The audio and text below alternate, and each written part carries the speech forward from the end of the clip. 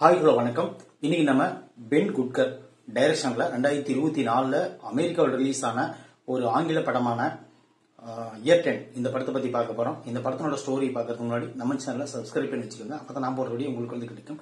இந்த படத்தோட ஸ்டோரி என்னன்னு பாத்தீங்கன்னா, அதாவது தீவிரவாதி என்று ஒதுக்கப்பட்ட ஒரு 3 பேர் அவங்க வந்து காட்டுக்குள்ள போய் தங்கி இருக்காங்க. அவங்க என்ன பண்றாங்கன்னு பாத்தீங்கன்னா, அங்க இருக்கிற மிருகங்களை வேட்டையாடி சாப்பிடுறாங்க. அப்போ வந்து ஒரு பெண்ணுக்கு அடிபட்டுருது.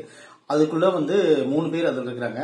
அவங்க 3 பேர்ல ஒரு பெண்ணுக்கு அடிபட்டுருது. அதுக்கப்புறம் அவங்க 3 பேரும் சேர்ந்து அந்த இடத்துல இருந்து தப்பிச்சு வெளியே வரலான்னு பாக்குறாங்க. வரும்போது வந்து சில பேரால அவங்க தாக்கப்படுறாங்க. தாக்கப்படும் போது அவங்க கொலை செய்யும்படி ஏவறாங்க.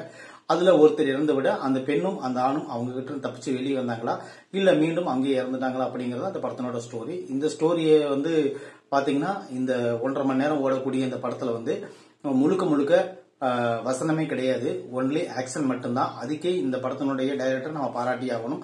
இது வந்து ஒரு அவார்டுக்காக எடுக்கப்பட்ட படம் அப்படின்னு கூட சொல்லலாம், ஒரு டாக்குமெண்ட்ரி அப்படின்னு கூட சொல்லலாம். ஏன்னா அந்த மாதிரி தான் ப்ரொடக்ட் பண்ணிக்கிறாங்க இந்த படத்தை. இந்த படத்தினோட ஸ்டோரி வந்து ரொம்ப சிம்பிளாவும் ப்ராப்பரா எழுதப்பட்டதுனாலும் இந்த படத்தை வந்து நம்ம கொஞ்சம் போர் அடிக்காம கொடுத்துருக்காங்க. அதாவது ஒரு வசனம் பேசினாவே நம்மளால உட்காந்து பார்க்க முடியாது. வசனமே இல்லாம ஒரு படத்தை வந்து நம்மளுக்கு இவ்வளவு தெளிவா இவ்வளவு பிராக்டிக்கலா கொடுத்ததுனால நம்மளுக்கு வந்து போர் அடிக்காம சில சீன்கள் போறது நம்மளுக்கு யூகிக்க முடியுது. ரெண்டாவது வந்து வந்த சீன்களே வரதுனாலையும் கொஞ்சம் பார்த்த சீன்களே பார்த்ததுனாலையும் கொஞ்சம் நம்ம போர் அடிக்கவும் செய்யுது. ரெண்டாவது வந்து அதுல வர ஐநாவெல்லாம் ஒரு வித்தியாசமா இன்னும் கொஞ்சம் நல்லா சூப்பரா காட்டியிருக்கலாம்.